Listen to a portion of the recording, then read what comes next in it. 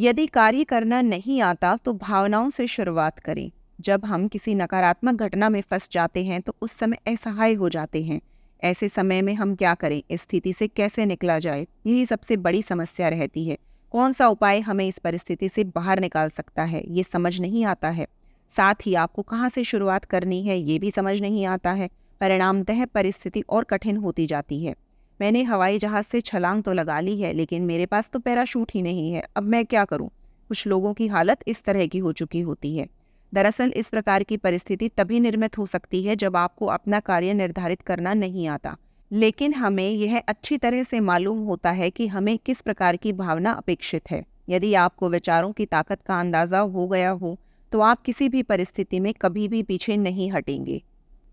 आप कहेंगे, भले ही कार्य मेरे हाथ में नहीं है, फिर भी भावनाएं तो मेरे पास हैं। यदि मैंने परिस्थिति को न देखते हुए खुश और सकारात्मक रहने का निर्णय लिया है तो निश्चित ही मेरे स्पंदन सकारात्मक होंगे।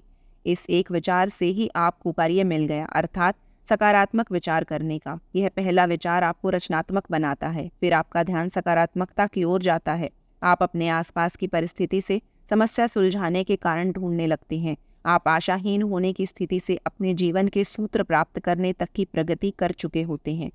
आनंददायक भावनाओं से अधिक महत्वपूर्ण कुछ भी नहीं। किसी बात का विचार करना निश्चित रूप से कठिन तो नहीं है।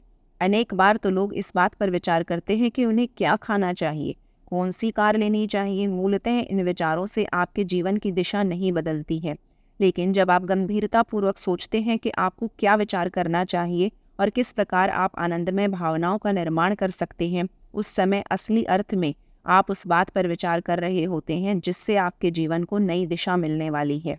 जब भी आप जीवन में अच्छा महसूस करना बंद कर दें तो एक पल के लिए रुकें और खुद को याद दिलाएं कि आपके जीवन में अच्छा महसूस करने से ज़्यादा कुछ भी महत्वपूर्ण नहीं है, और फिर तुरंत अच्छा लगने के कारण ढूंढना शुरू कर दें। इससे आपको संबंधित कारण मिलना प्रारंभ हो जाएंगे। फिर सिद्धांत काम करना शुरू कर देगा। जब आप नकारात्मक विचार करते हैं तो आप स्वाभाविक रूप से विरोध की स्थिति में आ जाते हैं। आप खुद को मिलने वाली मदद और अवसरों की बेड़ियों में खुद को जकड़ा हुआ पाते हैं। आपका शरीर और आसपास की परिस्थिति भी इस बंधन में फंस जाती है। लेकिन जब आप सकारात्मकता की भावना से सोचते हैं तो एक तरह से आप मदद के लिए अपना हाथ बढ़ाते हैं और सारे दरवाजे खोल देते हैं। इस तरह दरवाज़ा खोलने की प्रक्रिया के माध्यम से आप एक तरह से प्रकृति को चुनौती देते हैं। अपने स्पंदनों के द्वारा आप संदेश भेजते हैं कि अब आप सभी सकारात्मक और आनंदमयी चीज़ों को आत्मसात करने के लिए तैयार हैं। यह इस बात का संकेत है कि जो भी कुछ आपको चाहिए, उन सब बातों का स्वागत करने के लिए आप तैयार हैं। उत्कृष्ट से अति उत्कृष्ट का निर्माण। लोगों के संदर्भ में कई बार ऐसा होता है कि वह अपने विचारों और भावनाओं को दूसरों के कहने के अनुसार निर्धारित करते हैं। उनके माता पिता, दोस्त और रिश्तेदार उनके बारे में जो सोचते हैं उसके आधार पर वो अपना निर्णय लेते हैं। यदि उनके रिश्तेदारों ने उन्हें उनकी गलती बताई तो स्वयं भी उन्हें अपने अंदर और अधिक गलतियां दिखाई देने लगती हैं। फिर उनका ध्यान हमेशा गलतियों की तरफ ही होता है, जिससे उन्हें स्वयं की ओर अधिक गलतियां दिखाई देने लगती हैं। अर्थात नकारात्मकता और अधिक नकारात्मकता बढ़ाने में मदद करती है और उस आदमी की छवि और भी अधिक कमतर होती जाती है, और फिर इस नए विचार से वह और अधिक नकारात्मकता को आकर्षित करता है। सकारात्मकता के संदर्भ में भी यही प्रणाली लागू होती है। जब कोई व्यक्ति खुद पर या सकारात्मकता पर ध्यान केंद्रित करता है तो उसे अधिक सकारात्मक चीजें मिलने लगती हैं। वह और अधिक सकारात्मक बातों को जल और खाद से सींचते हैं ताकि सकारात्मकता अधिक से अधिक सकारात्मकता को आकर्षित करे। परिणामतः जितनी अच्छी बातें होते हुए दिखाई देती हैं, उतनी ही अच्छी बातें प्रत्यक्ष में भी होने लगती हैं। सकारात्मकता और नकारात्मकता का संतुलन। यह कहा जा सकता है कि आप स्वयं अपने अनुभवों के निर्माता हैं, और यह भी कहा जा सकता है कि आप अपने जीवन में जो भी अनुभव प्राप्त करना चाहते हैं, आप उसका निर्माण कर सकते हैं। निर्माण करने का अर्थ यह निर्धारित करना है कि आप क्या चाहते हैं, फिर उसे प्राप्त करना है, लेकिन ऐसा होता नहीं है।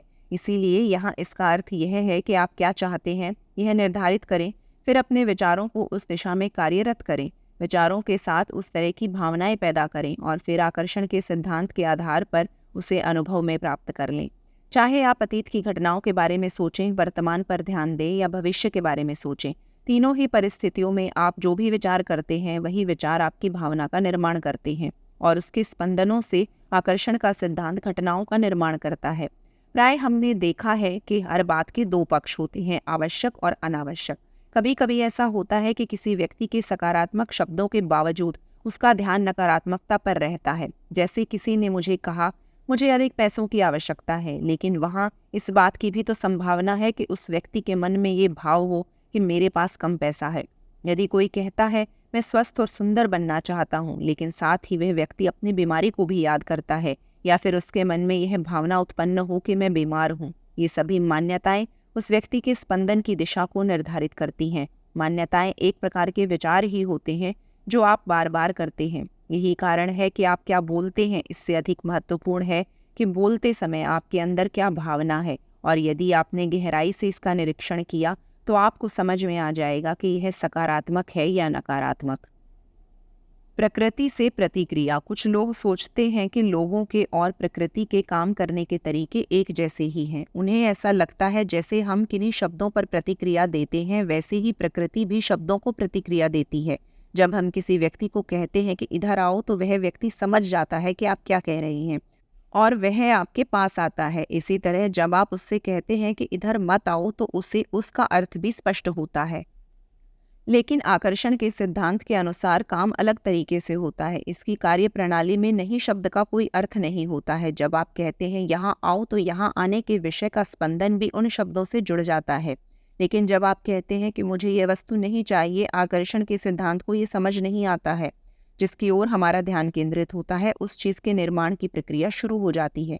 यही आकर्षण का सिद्धांत है, जिसके कारण यदि आपका ध्यान किसी न चाहने वाली बात पर भी गया हो, तो भी उसके निर्माण की प्रक्रिया शुरू हो जाती है। अर्थात यह नियम आपके शब्दों का जवाब देने की बजाय आपकी भावनाओं का जवाब देता है। मान लीजिए कि आप अपने स्वास्थ्य के बारे में सोच रहे हैं और कह रहे हैं कि अगर आप अच्छा स्वास्थ्य चाहते हैं तो आपको अच्छा स्वास्थ्य दिया जाएगा। लेकिन जब आप कहते हैं कि मुझे बीमारी नहीं चाहिए, तो यहाँ भले ही आपका अर्थ अच्छा स्वास्थ्य मांगना हो, फिर भी आपका ध्यान बीमारी पर होने और नहीं शब्द का अर्थ न समझने के कारण बीमारी ही आकर्षित होती है। आप जितनी तीव्रता से किसी चीज़ को नहीं नहीं कहते हैं, वह चीज़ उतनी ही तीव्रता से आपकी ओर ज़्यादा आकर्षित होती है। अर्थात आप उस चीज़ पर अधिक ध्यान केंद्रित करते हैं। इसीलिए आगे से हमें क्या नहीं चाहिए के स्थान पर क्या चाहिए की भाषा के इस्तेमाल पर विचार करना चाहिए। ऐसे विचार और भावनाएं आपको सकारात्मकता प्रदान करेंगी और साथ ही नकारात्मक भावनाओं से उत्पन्न होने वाले भ्रमों से भी आपको मुक्त करेंगी। खुश रहने का निर्णय। एक महिला हमसे मिलने आई। उन्होंने हमें बताया कि उनके पति की कंपनी में वहां कार्यरत कर्मचारियों के परिवार के लोगों के लिए एक पार्टी का आयोजन किया है। जब उन्हें यह बात मालूम पड़ी तो वह अत्यधिक दुखी हो गई। उन्हें पिछली बार की पार्टी का अनुभव याद आया कि पिछली बार इसी प्रकार की पार्टी में उन्हें उनसे बहुत ज़्यादा सुंदर दिखने और व्यवहार करने वाली महिलाओं के सामने शर्मिंदगी का एहसास हुआ था। उनके मन में इतनी तेज़ी से तुलना शुरू हो गई कि पार्टी में जाने का विचार ही उन्हें कष्ट देने लगा। उन्होंने हमसे कहा कि इस संदर्भ में आप कुछ मदद कर सकते हैं क्या, ताकि मैं पार्टी का आनंद ले सकूं। मुझे तो इन विचारों से ही इतना कष्ट होता है कि मैं पार्टी में जाना भी टाल देती हूँ। हमने उनसे कहा कि आपकी समस्या महिलाओं से नहीं, बल्कि आपके द्वारा बढ़ाए गए नकारात्मक विचारों से है और आप स्वयं ही अपनी समस्या का कारण हैं। इसी संदर्भ में एक और उदाहरण, यानी कि लोगों को दूसरे लोगों से अच्छे संबंध स्थापित करने में बुरा लगता है। वह प्रत्येक रिश्ते में विचार करते समय बचपन की यादें या घटनाएं आंखों के सामने लाते हैं। वास्तव में ऐसा करने का कोई औचित्य ही नहीं है, क्योंकि आज आप जहां हैं और जिस परिस्थिति में हैं, वहां सकारात्मकता ढूंढने और उस दृष्टिकोण से जीवन जीने की क्षमता आप में निश्चित ही है। स्वयं के मन पर नियंत्रण होने के कारण किसी भी घटना का सकारात्मक पहलू देख सकने की क्षमता आप में निश्चित ही है। इसीलिए आप उस घटना के घटने के पूर्व ही उसकी कल्पना करके उसके सकारात्मक पहलू देख सकते हैं। इसका फायदा आपको इस प्रकार होता है कि जब वास्तविकता में वह परिस्थिति निर्मित होती है, तब आप उसके सकारात्मक पक्ष की ओर आसानी से ध्यान केंद्रित कर सकते हैं। जैसे कि हम जानते हैं कि आप सकारात्मक और नकारात्मक दोनों बातों पर एक ही समय ध्यान केंद्रित नहीं कर सकते हैं। इसी प्रकार हमें क्या चाहिए और क्या नहीं चाहिए, इस पर भी हम एक ही समय में ध्यान केंद्रित नहीं कर सकते हैं। अतः जब वह परिस्थिति आपके सामने आती है, तो आकर्षण का नियम आपको सकारात्मक बातें उपलब्ध करा देता है। हमने घर आई उस महिला से कहा कि अगर इस बार आपको पार्टी में एक अलग अनुभव प्राप्त करना है, तो आपकी अपनी पुरानी पार्टियों की कहानी को बदलना होगा। उनकी पुरानी कहानी साधारणतया ऐसी थी। मुझे यहाँ सिर्फ मेरे पति के कारण बुलाया जाता है। मैं यहाँ उपस्थित रहूँ या न रहूँ, किसी को कोई फर्क नहीं पड़ता है। मुझे यहाँ का वातावरण और शिष्टाचार समझ में ही नहीं आता है। कभी कभी तो मुझे ऐसा लगता है कि मैं इस वातावरण के लिए बनी ही नहीं हूँ, लेकिन बाकी महिलाएं अलग हैं। वे इस तरह की पार्टियों में सुंदर दिखना और व्यवहार करना जानती हैं। मैं उन महिलाओं के साथ खड़ी होती हूँ तो मुझे बहुत शर्मिंदगी और हीनता का एहसास होता है। ऐसा लगता है मुझ पर ऐसी पार्टियों में जाने की नौबत ही ना आ जाए। हमने उन्हें उनकी कहानी के एवज में नई कहानी सुनाई।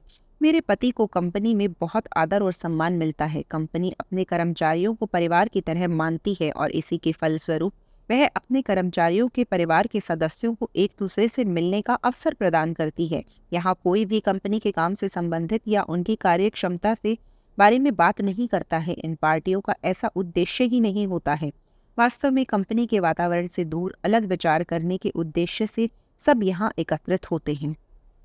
उन लोगों को कंपनी के वातावरण से अलग एक सुंदर दुनिया देखने और जानने की रुचि होती है। उन्हें नए लोगों से मिलाने में दिलचस्पी हो सकती है। मैं भी उनके लिए एक ऐसा अवसर हो सकती हूँ जिसके द्वारा वह एक नई दुनिया को समझ सके। कई लोग मेरे बारे में और मेरे कपड़ों के बारे में जानने को उत्सुक होंगे। चूंकि मैं कंपनी की राजनीति और दबाव से मुक्त हूँ, अतः लोग मुझसे ज्यादा खुलकर और मन मुताबिक किसी भी विषय पर बात कर सकते हैं। यह कहानी बताते समय हमने उन्हें एक और सलाह दी। हमने उन्हें बताया कि ज़रूरी नहीं है पार्टी की सभी बातें आपको पसंद ही आएं, लेकिन वहाँ आपने अपनी पसंद की एक भी चीज़ ढूंढ ली और उस पर काम शुरू किया तो अपने आप आपके स्पंदन बदलने लगेंगे और आपसे जुड़ी अन्य बातें भी सकारात्मक होने लगेंगी।